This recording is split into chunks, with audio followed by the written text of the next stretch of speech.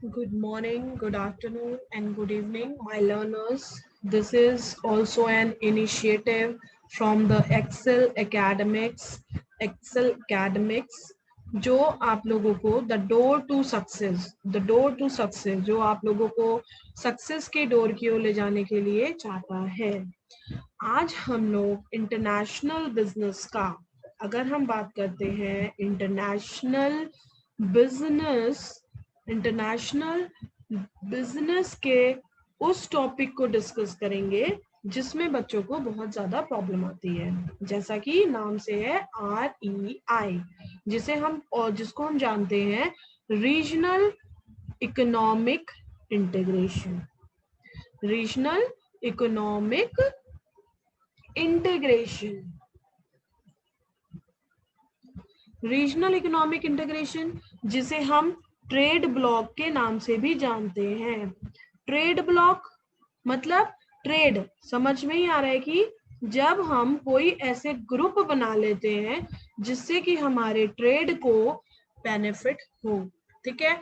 तो जब हम किसी ग्रुप को ज्योग्राफिकल बाउंड्रीज के हिसाब से, ज्योग्राफिकल बाउंड्रीज के पार इकोनॉमिक यानी कि अपनी इकोनॉमी को स्टेबल करने के लिए इंटीग्रेट करते हैं, ग्रुप बनाते हैं, यहाँ पे हम कह सकते हैं कि ज्योग्राफिकल जो हमारा एरिया होता है उसमें कोई कंट्री जब ग्रुप बना लेती है, बहुत ही सिंपल टर्म्स में, जब कोई ज्योग्राफिकल एरिया के बियॉन्ड कंट्री इकोनॉमिक डेवलपमेंट के लिए या फिर ग्रोथ के लिए, ट्रेड के एनहांसमेंट के लिए ग्रुप बनाती है, तो उसे हम कहते हैं REI। वो कंट्रीज आपस में मिलके इन ग्रुप को बनाती हैं, उन्हें हम कहते हैं मेंबर कंट्रीज, ठीक है। कोई कंट्री जैसे कि मान लो जापान, इंडिया एंड US, इन्होंने मिलके अगर कोई ग्रुप बनाया अपने बिजनेस को बढ़ावा देने के लिए, तो इसे हम कहेंगे ये एक ट्रेडिंग ब्लॉक है जो अपने बिजनेस को अपनी कंट्री के डेवलपमेंट के लिए REI कर रहा है, अपने ज्योग्राफिकल एरिया के बाहर अपने ट्रेड को बढ़ाने के लिए उन्होंने REI किया है। अब हम आगे आते हैं। REI रीजनल इकोनॉमिक जो हमारा REI है, हम करते क्यों हैं? REI हमें ये तो समझ में आ गया कि REI हम करते हैं ताकि हम ग्रोथ कर सके। तो इसके प्रॉन्स क्या है, इसके कॉन्स क्या हैं? भाई जो कोई भी चीज अगर हम कर रहे हैं इंटरनेशनल लेवल पे, तो उसके प्रॉन्स भी हो सकते हैं, उसके कॉन्स भी हो सकते हैं, उससे फायदा भी होगा, उससे नुकसान भी होगा। तो वर्ल्ड वॉर सेकेंड के बाद हमारी जो हमारे नेशंस थे, बहुत सारे नेशन ऐसे थे जहां पर भूखमरी, अंडर डेवलपमेंट, बहुत सारी इलिटरेसी, ऐसी स्थितियां पैदा हो गई। तो उन नेशंस को अपने आप को डेवलप करने के लिए, जिन्हें हम कहते हैं LDC, least develop countries, LDCs को अपने आप को डेवलप करने के लिए और डेवलप्ड नेशन को अपने आप को मजबूत बनाने के लिए, डेवलपिंग नेशन को अपनी टेक्नोलॉजी को इनहैंस करने के लिए, अपने डेवलपमेंट को और तेजी से बनाने के लिए इसकी जरूरत हुई। अब अगर हम बात कहते हैं regional economic integration, no doubt हम इसीलिए करते हैं कि हमें हमारी कंट्री को उसका फायदा हो सके। जब हम किसी कंट्री के साथ जुड़ाव करते हैं तो हमारे पास क्या होता है, उन कंट्रीज के बीच में, मान लो ये 3 कंट्रीज हैं या 4 कंट्री हैं, A, B, C and D, in countries ने आपस में एक ग्रुप बनाया है अगर, तो यहाँ पर जितने भी फैक्टर्स ऑफ प्रोडक्शन होंगे, FOP जो हमारे होंगे, फैक्टर्स ऑफ प्रोडक्शन, वो फ्री फ्लो कर सकते हैं, ठीक है।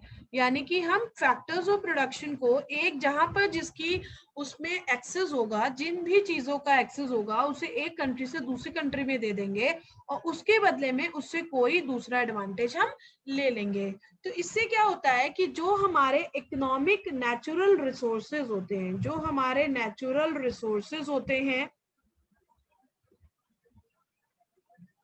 नेचुरल रिसोर्सेज होते हैं उनका ऑप्टिमम यूटिलाइजेशन पॉसिबल होता है,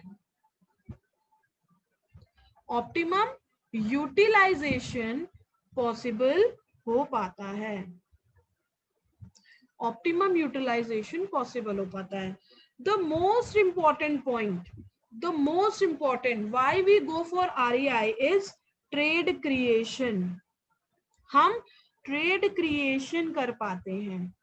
ट्रेड क्रिएशन ये सबसे इंपॉर्टेंट पॉइंट है जब भी हम REI की बात करते हैं। ये सबसे बड़ा एक इंपॉर्टेंट पॉइंट होता है REI का, जिससे कि हमारी कंट्री में ट्रेड का क्रिएशन हो सके, जो हमारी डोमेस्टिक इंडस्ट्रीज है उनका डेवलपमेंट हो सके। उसके बाद हमारा होता है employment opportunities, employment opportunities create हो सके। ठीक है, इसके बाद हमारा टेक्नोलॉजिकल एनहांसमेंट,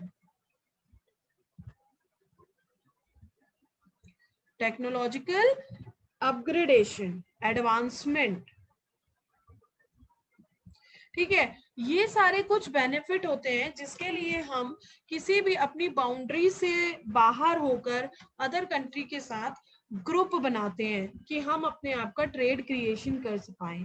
ये तो बात ही बेनिफिट्स की।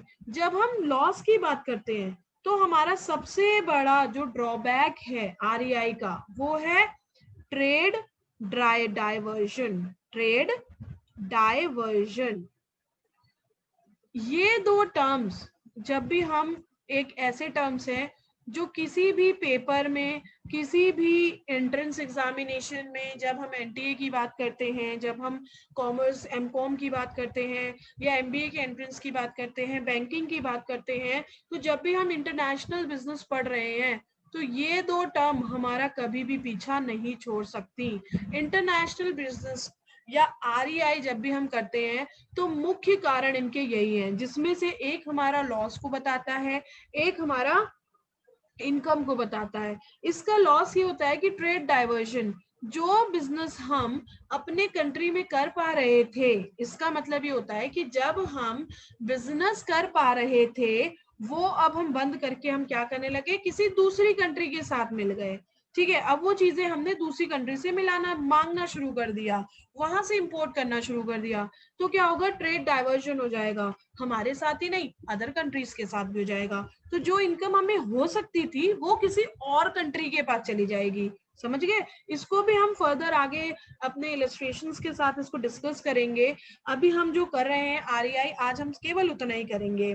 ठीक है, उसके बाद होता है हमारा डोमेस्टिक इंडस्ट्री, जो होती है, जो हमारी डोमेस्टिक मार्केट होती है, जो डोमेस्टिक मार्केट होती है उसका एक्सप्लॉयटेशन हो जाता है। ठीक है, एक्सप्लॉयटेशन हो जाता है नेचुरल रिसोर्सेज का। जो हमारे नेचुरल रिसोर्सेज होते हैं उनको भी हमें हार्म करते हैं। ठीक है, नेचुरल रिसोर्सेज को हम एक्सट्रैक्ट करने लग जाते हैं, रिसोर्सेज का मिसयूज हो जाता है। ठीक, मिसयूज होने लग जाता है। तो these are some pros and cons of REI। अब अगर हम बात करते हैं REI, अब तो रीजनल इकोनॉमिक इंटीग्रेशन हो गया। जब हम REI की बात करते हैं या जब हम किसी भी कंट्री में REI करते हैं, इंटरनेशनल ट्रेड करते हैं, या हम किसी कंट्री के साथ ग्रुप बनाते हैं, तो हम कैसे बनाते हैं, किस तरीके से हमारे ट्रेडिंग ब्लॉक बनते हैं, या हम कह सकते हैं कि what are the types of REI, या हम कह सकते हैं इसको degrees of REI, degrees of REI, इसे हम डिग्रीज ऑफ REI के नाम से भी जानते हैं। तो कोई भी टर्म हमारे पास आएगी तो हम कंफ्यूज नहीं होंगे, हम इन्हें इस तरीके से डिफाइन करेंगे। तो जब भी हम बात करते हैं डिग्रीज ऑफ REI की, तो यहाँ पर हमने 5 टर्म्स को, अभी हम 5 भी नहीं बताएंगे, हम इसमें जो पढ़ते हैं, पहला हम पढ़ते हैं प्रेफरेंशियल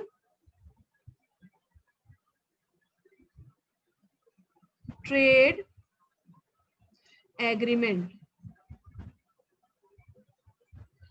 देन हमारा आता है फ्री ट्रेड एरिया या एग्रीमेंट, देन उसके बाद हमारा आता है फ्री ट्रेड एग्रीमेंट के बाद हम लोग करते हैं कॉमन या फिर कस्टम यूनियन, जिसे हम CU के नाम से जानते हैं। उसके बाद हमारा आता है कॉमन मार्केट, देन हमारा आता है इकोनॉमिक यूनियन,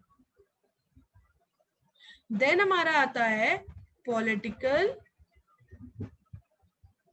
यूनियन। ठीक है, अब हम इसको शॉर्ट फॉर्म में PU, इसको EU, इसको CM सब बोलते हैं। ठीक, इसे हम बोलते हैं FTA। कभी कभी इनके फुल फॉर्म भी पूछ लिए जाते हैं। तो यहाँ पर जब हम डिग्रीज की बात करते हैं, जब भी हमने डिग्रीज बोलना है तो यहाँ पर डिग्रीज हमारी ये होती हैं। ठीक, बेसिकली जो आप कॉपीज में पढ़ेंगे वो 1, 2, 3, 4 एंड 5, ये 5 डिग्रीज होती हैं। इसमें एक जो इनिशियल स्टेज होती है, अगर हम डिग्रीज की बात कर रहे हैं तो ये होता है इनिशियल स्टेज, जिसे हम बोलते हैं PTA। इनिशियल स्टेज है जिसमें हम PTA, इसमें हम क्या करते हैं, जो हमारी मेंबर कंट्री होती हैं, जो हमारी मेंबर कंट्री होती हैं, उनके साथ जितने भी टैरिफ होते हैं, टैरिफ बैरियर्स, उसको हम क्या करते हैं, रिड्यूस कर देते हैं। ठीक है, रिमूव नहीं करते, रिड्यूस कर देते हैं। यानी कि जितने भी हमारे इंपोर्ट पे बैरियर्स होते हैं उन्हें हम क्या करते हैं, रिड्यूस करते हैं। जब भी हम बैरियर्स को रिडक्शन की बात करेंगे या रिड्यूस करने की बात करेंगे तो हमारा PTA आता है। This is an initial stage. But जब हम इससे ज्यादा अपग्रेड हो जाते हैं तो हमारी स्टेज क्या हो जाती है, FTA। हम किस पे एंटर कर जाते हैं, FTA पे। FTA क्या है, अब आप जो भी डिग्रीज पढ़ेंगे, जैसे जैसे हम FTA से, जैसा पीछे देखते हैं, जैसे ही हम FTA से कस्टम यूनियन में आते हैं, कस्टम यूनियन से हम कॉमन मार्केट पे आते हैं, कॉमन मार्केट से हम इकोनॉमिक यूनियन में आते हैं, इकोनॉमिक से हम पॉलिटिकल यूनियन में आते हैं। हम ये नहीं कह सकते कि हम सीधे पॉलिटिकल यूनियन में मेंबर बन जाएंगे।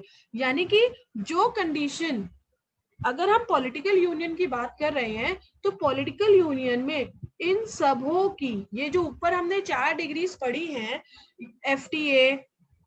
FTA पढ़ा, उसके बाद जो हमने कस्टम CU पढ़ा, जो CM पढ़ा, प्लस हमने इकोनॉमिक यूनियन पढ़ा, इसकी सारी कंडीशंस जो होंगी वो फुलफिल करेंगे।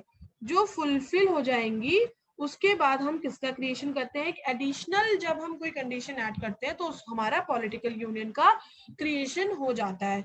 तो हम ये देखेंगे कि जो भी हम कंडीशंस पढ़ते जाएंगे, यानी कि जैसे जैसे हम अगले अगले यूनियंस को पढ़ते जाएंगे, डिग्रीज को पढ़ते जाएंगे, हमारी कंडीशंस, बेसिक कंडीशन तो रहेंगी ही रहेंगी, प्लस हम एडिशनल कंडीशंस को ऐड करते चले जाएंगे। ठीक है, जैसे एडिशनल फीचर्स होते हैं ना, उन्हें हम ऐड करते चले जाएंगे। तो हम FTA पढ़ते हैं। फ्री ट्रेड, जैसा कि मैंने बोला कि PTA में हमने क्या पढ़ा था, PTA में जो मेंबर कंट्रीज होती हैं वो क्या करती हैं, जो इंपोर्ट बैरियर्स होते हैं, इंपोर्ट बैरियर्स जो होते हैं टैरिफ, ठीक है, इनको क्या कर देती है, रिड्यूस कर देती है। यहाँ पर हम रिडक्शन की बात करते हैं। बट जैसे ही हम अपग्रेड होते हैं, रिड्यूस करते हैं, हमने कहा कि हम 50% टैरिफ से हम 20% टैरिफ की ओर आ गए। बट जब हम FTA पे जाते हैं तो FTA में हम क्या करते हैं, यही बैरियर्स जो हमारे टैरिफ बैरियर्स हैं, इनको हम क्या कर देते हैं, रिमूव कर देते हैं। सबसे इंपॉर्टेंट, हम मेंबर कंट्रीज में, याद रखिएगा, ये टैरिफ बैरियर सारे रिमूव हो जाएंगे ओनली फॉर मेंबर कंट्रीज। जो हमारी मेंबर कंट्रीज हैं उन्हीं पर, जो हमारी मेंबर कंट्री हैं उनके साथ हम जितने भी टैरिफ हैं, इंपोर्ट टैरिफ हैं, उन्हें हम क्या कर देते हैं, रिमूव कर देते हैं। फॉर एग्जाम्पल, अगर मैं कहती हूं मैंने नेपाल इंडिया एंड जापान, इन तीन ने आपस में कोई ग्रुप बनाया, अगर इन तीन कंट्रीज ने आपस में एक ग्रुप को फॉर्म किया, तो इन कंट्रीज के बीच जो ट्रांजैक्शन होगा, इन कंट्रीज के बीच जो ट्रांजैक्शन होगा उसमें टैरिफ नहीं होगा, जो हमारे टैरिफ हैं वो नहीं होंगे। बट अगर यहाँ पर यूएसए इंडिया के साथ कोई ट्रांजैक्शन करना चाहे, जापान के साथ कोई ट्रांजैक्शन करना चाहे, या नेपाल के साथ कोई ट्रांजैक्शन करना चाहे, तो ये सारी कंट्री क्या होती हैं, ये सारी कंट्री जैसा कि नेपाल या इंडिया या जापान, वो फ्री होती हैं अपने टैरिफ और कंडीशन के साथ यूएस के साथ ट्रेड करने के लिए। कोई कॉमन पॉलिसी नहीं होती है। यानी कि अगर नेपाल चाहता है कि हम यूएस को सामान दें 10% टैरिफ के साथ, तो वो दे सकता है। इंडिया ने सोचा कि हम 5% टैरिफ के साथ दें, तो वो दे सकता है। जापान कहता है कि भाई हम यूएसए को जो सामान देंगे वो हम 6% टैरिफ के साथ देंगे, तो हम दे सकते हैं। वी आर फ्री कि हम जो नॉन मेंबर कंट्री है उसके साथ हम किसी भी तरीके से ट्रांजैक्शन कर सकते हैं। अब ये तो हो गया एफटीए। अब हमारी तीसरा आता है जिसे हम कहते हैं custom union. Free trade agreement हो गया, ठीक है। अब हमारा होता है कस्टम यूनियन। कस्टम यूनियन जिसे हम सीयू कहते हैं, ये रीजनल इकोनॉमिक इंटीग्रेशन का एक बहुत ही इंपॉर्टेंट जिसे हम कह सकते हैं पार्ट होता है, ठीक है। ये जो हमारी कस्टम यूनियन होती है उसका बहुत ही अच्छा, या इसे हम कह सकते हैं कि हम इसे टैरिफ थ्योरी भी बोलते हैं। इसे हम tariff, branch of tariff theory की ये ब्रांच होती है। जो हमारी टैरिफ थ्योरी होती है उसकी एक ब्रांच कस्टम यूनियन भी है। कस्टम से हमें समझ में आ रहा है कि वो एक तरीके का टैक्स होता है, जहां पर हम टैक्स बात करते हैं, इंपोर्ट गुड्स पे हम टैक्स लगाते हैं। इस कॉन्सेप्ट को किसने दिया था? सबसे इंपॉर्टेंट बात, जब हम आरईआई की बात करते हैं, ठीक है, आरईआई में जो हमारा कस्टम यूनियन है ये बहुत इंपॉर्टेंट रोल प्ले करता है। ये कॉन्सेप्ट हमारा दिया था वाइनर एंड वेंके ने। Wiener and Wenke are the propounder of this concept, Wiener and Wenke, ठीक है। अब इस कॉन्सेप्ट में क्या होता है कि हम यहाँ पर जो हमारी सीयू होती हैं उस पे हम एफटीए की कंडीशन तो फुलफिल करते हैं, यानी कि हमारा यहाँ पर एफटीए आता है। एफटीए क्या पढ़ा था हमने? एफटीए में पढ़ा था कि हम रिमूव कर देते हैं सारे टैरिफ बैरियर्स। जो हमारे टैरिफ बैरियर्स होते हैं उन्हें हम रिमूव कर देते हैं। अब हम इसके साथ, ये तो हमने मेंबर कंट्री के साथ रिमूव कर दिया, प्लस हम एक और चीज इसमें ऐड कर देते हैं। वो क्या कर देते हैं? हम common external policies, common FTP, foreign trade policy, या फिर कॉमन एक्सटर्नल पॉलिसी, ठीक है, कॉमन एक्सटर्नल पॉलिसी। यानी कि अब हम अगर नॉन मेंबर कंट्री के साथ कोई ट्रांजैक्शन करेंगे तो हमारी जो पॉलिसी है वो भी सेम रहेगी। हम वापस उसी एग्जांपल पे जाते हैं। हमारी कंट्री थी नेपाल, इंडिया, जो हमारा ग्रुप था, और जापान, ठीक। अब इस ग्रुप में क्या होगा? इस ग्रुप में ये चीज होगी कि ये तो हमारा एक ग्रुप बना हुआ है, ठीक है, ये हमारा आरईआई है। अब अगर यूएसए किसी भी, हम आपस में जो ट्रेड करेंगे हमारे बीच में कोई टैरिफ नहीं होगा, ठीक है। अब अगर यूएसए नेपाल के साथ, यूएसए जापान के साथ और इंडिया के साथ ट्रेड करना चाहता है तो हमारी कॉमन एफटीपी होगी। कॉमन एफटीपी का मतलब क्या है कि अब अगर यूएसए ने कोई सामान मंगाया इन 3 ग्रुप नेशन के साथ, इन REI के साथ, तो हमारा जो टैरिफ पहले अलग अलग पड़ रहा था वो अब कॉमन हो जाएगा। हमने डिसाइड किया कि हम 5% टैरिफ लेंगे। तो अब यूएस चाहे जापान से सामान मंगाए, चाहे नेपाल से सामान मंगाए, हमारी जो टैरिफ रेट है, इन्होंने डिसाइड किया जो हमारा टैरिफ होगा वो क्या है, 5% होगा इंपोर्टेड गुड्स में। ठीक है, तो अब कहीं से भी आप सामान मंगाएंगे, कोई भी नॉन मेंबर कंट्री अगर सामान मंगाएगी तो हमारा टैरिफ क्या होगा, सेम रहेगा। अब आपने बहुत बार, कभी कभी हम लोग नाम सुनते हैं, इंटरनल टैरिफ तो इसमें होता ही नहीं है। ये सबसे ज्यादा पॉपुलर फॉर्म है। जब भी हम REI की बात करते हैं, मैंने पहले भी बताया, this is the popular form. इसके लिए हम, इसका एग्जाम्पल हम कह सकते हैं EFTA, इसे हम कहते हैं यूरोपियन फ्री ट्रेड एग्रीमेंट या European free trade association, European free trade association. और हम इसमें पढ़ते हैं नाफ्ता, इसका बेस्ट एग्जाम्पल है नाफ्ता। नाफ्ता इसका एक पार्ट है, या कह सकते हो जो यूएस, कनाडा एंड मैक्सिको के बीच है। नाफ्ता का नाम आप लोगों ने बहुत बार पेपर में सुना होगा, कितनी बार आता है क्या नहीं है। अब पहले इसको हम नाफ्ता के नाम से जाते थे, अब मैं इसमें करंट अफेयर्स भी जोड़ दूंगी। 2018 में जो यूएस के प्रेसिडेंट थे डोनाल्ड ट्रंप, उन्होंने इसको खत्म कर दिया है। अब जो हमारा नाफ्ता है उसको हमने क्या कर दिया, खत्म कर दिया। उन्होंने उसका नाम क्या रख दिया है, USMCA। USMCA 2018 से इसका नाम क्या हो गया, USMCA। ये किसका है, इसमें US Mexico Canada agreement, US Mexico Canada agreement, इसको अब हम किस नाम से जानते हैं, यूएस मैक्सिको कनाडा एग्रीमेंट। अच्छा, यहां तक तो बात हो गई हमारी इन सब चीजों की। अब जो हमारा CU है, इस मेन CU ही है, जो हमारा कस्टम यूनियन है, यही बहुत इंपॉर्टेंट रोल प्ले करता है। जो हमारा CU होता है ना, ये 2 तरीके से होता है। पहले तो इस पे 2 कंडीशन फुलफिल होती हैं, ठीक है, इसकी दोनों कंडीशन फुलफिल की जाती हैं। कंडीशन फुलफिल करते हैं जो उसकी मेंबर कंट्रीज होती हैं।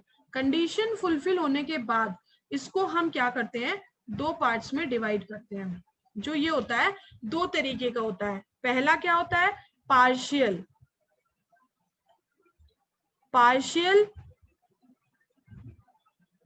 ठीक है, दूसरा हमारा होता है होल, ठीक है, whole custom union, partial custom union और होल कस्टम यूनियन।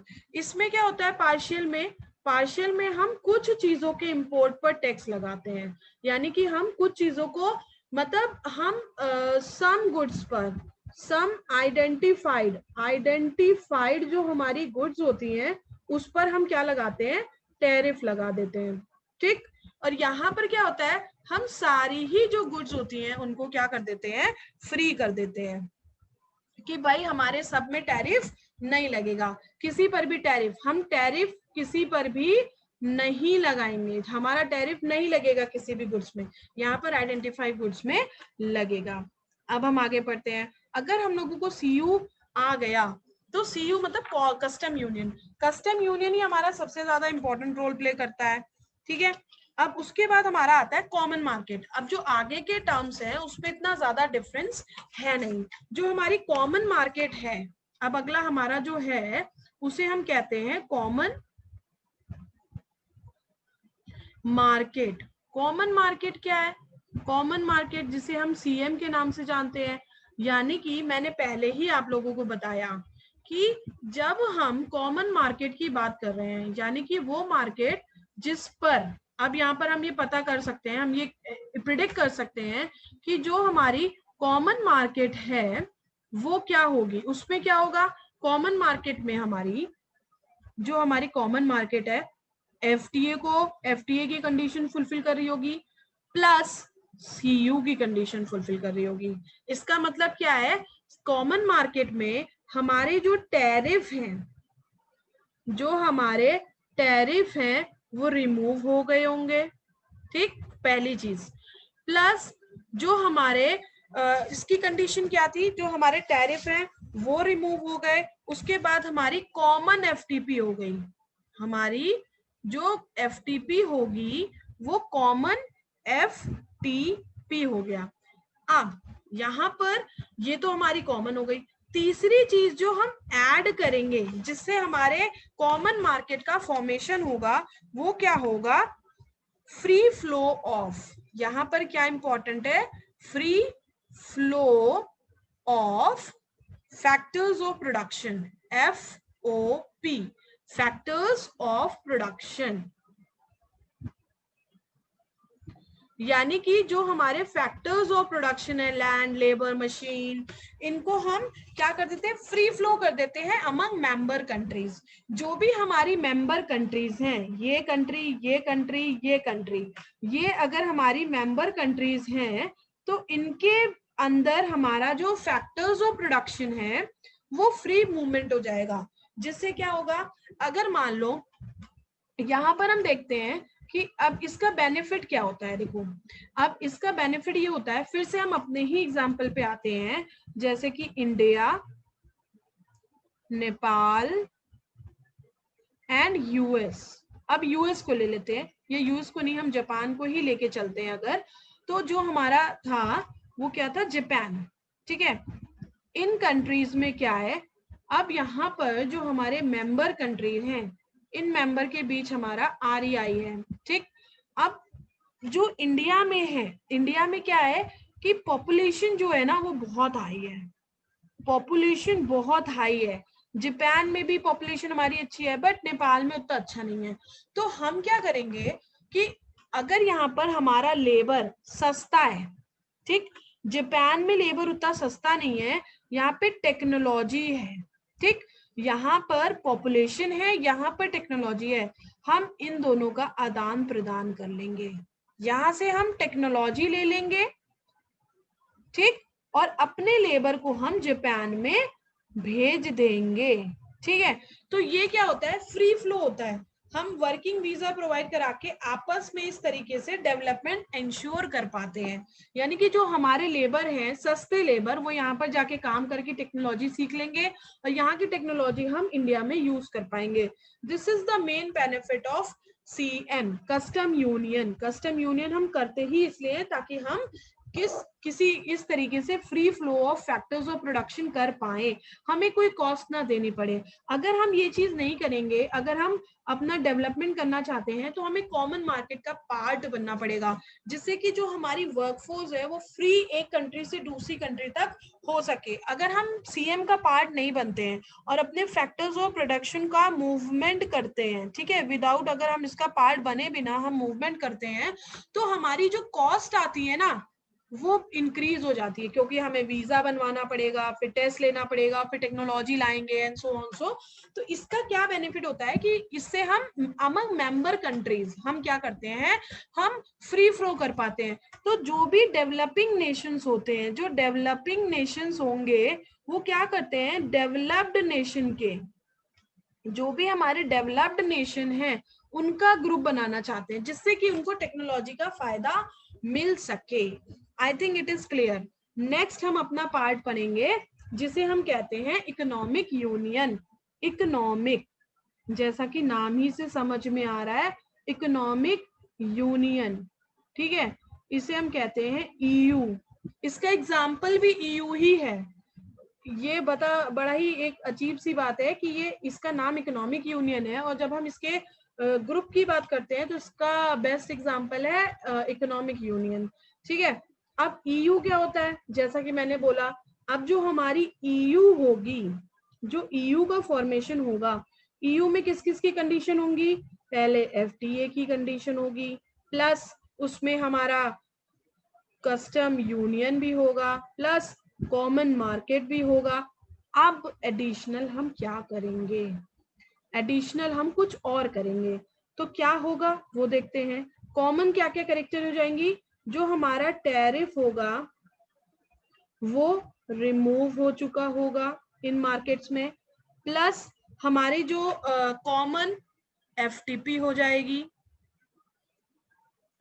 FTP होगी, प्लस हमारे फ्री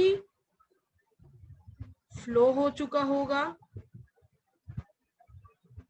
देन अब जो एडिशनल होगा वो हमारा क्रिएट क्या करेगा, जो हम एडिशनल करेंगे, ये बड़े बड़े इसलिए कर रही हूं क्योंकि वही फॉर्म कर देगा क्या, हमारा इकोनॉमिक यूनियन। तो यहां पर हम ऐड करते हैं common currency,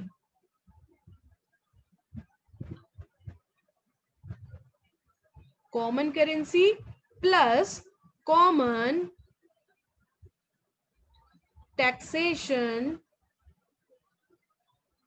policies, common taxation policies. ठीक है, अब ये बजटरी पॉलिसी भी हो सकती है, मॉनेटरी पॉलिसीज भी हो सकती हैं।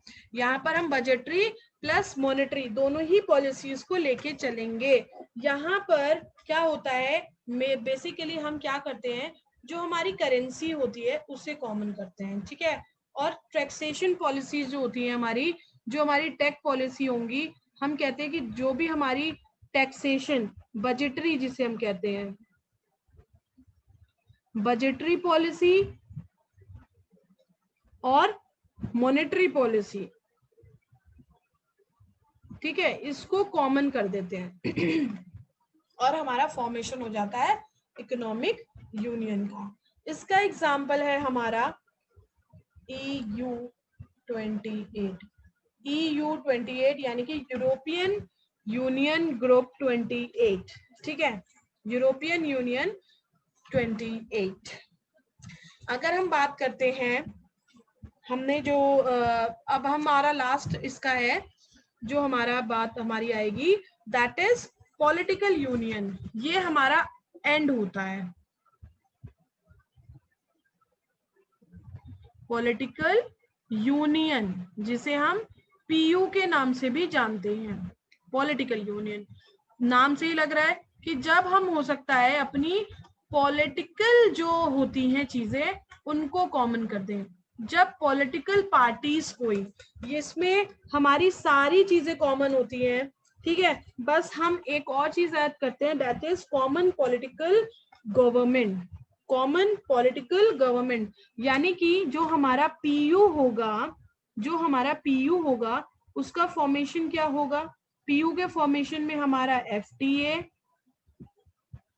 Plus custom union plus common market plus जो हमारी इकोनॉमिक यूनियन है, इन सबको तो मिला के बनेगा। बट इसमें एडिशनल हम क्या करेंगे, एक कंडीशन और कर देंगे, that is common political, common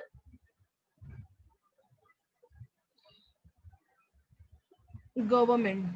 जो हमारी गवर्नमेंट है वो भी क्या हो जाती है, कॉमन हो जाती है।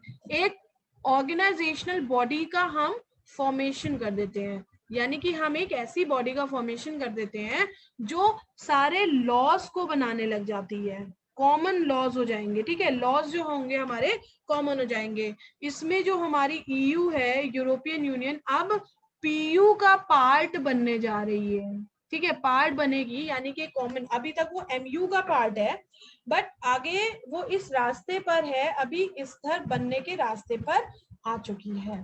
तो this is all about from our side कि आज हमने एक टॉपिक डिस्कस करा, that is regional economic integration. Regional economic integration क्या होता है, इंटरनेशनल बिजनेस की जब हम बात करते हैं, इंटरनेशनल बिजनेस की जब हम बात करते हैं तो उसमें सबसे इम्पोर्टेंट कह सकते हैं, या एक ऐसा टॉपिक जो बेसिकली कंफ्यूजन भी करता है, समझ भी नहीं आता है, तो वो उसमें एक टॉपिक है REI, रीजनल इकोनॉमिक इंटीग्रेशन। वो कैसे बनता है, क्यों बनता है, उसके क्या क्या डिग्रीज होते हैं, क्या प्रॉन्स एंड कॉन्स होते हैं, ये सारी चीजें आज हमने डिस्कस करी हैं। होप आप लोगों को ये वीडियो समझ में आया होगा, अच्छा लगा होगा। अगर आप लोगों को ये वीडियो अच्छा लगा, समझ में आया, तो प्लीज वीडियो को लाइक करना ना भूलें, सब्सक्राइब करना ना भूलें। अगर आप फर्स्ट टाइम इस वीडियो को देख रहे हैं और आपको लगता है कि ये वीडियो आपके लिए इंफॉर्मेशन जनरेशन का काम कर पाया है या इंफॉर्मेटिव वीडियो था, तो प्लीज एक इसको सब्सक्राइब कर दीजिएगा, क्योंकि ये हमको मोटिवेट करता है कि हम ऐसे ही कुछ लेक्चर्स आपके लिए ला सकें। और अगर कोई कमेंट आप करना चाहते हैं तो प्लीज कमेंट बॉक्स में कमेंट भी करिएगा। अगर आपकी कोई क्वेरी होती है REI से रिलेटेड तो प्लीज उसको आप कमेंट बॉक्स में ड्रॉप कर दीजिएगा। एज सुन एज जैसे हमें टाइम मिलेगा हम आपकी उस क्वेरी को सॉल्व करेंगे। Okay, thank you. यहाँ पर आप सभी को थैंक यू।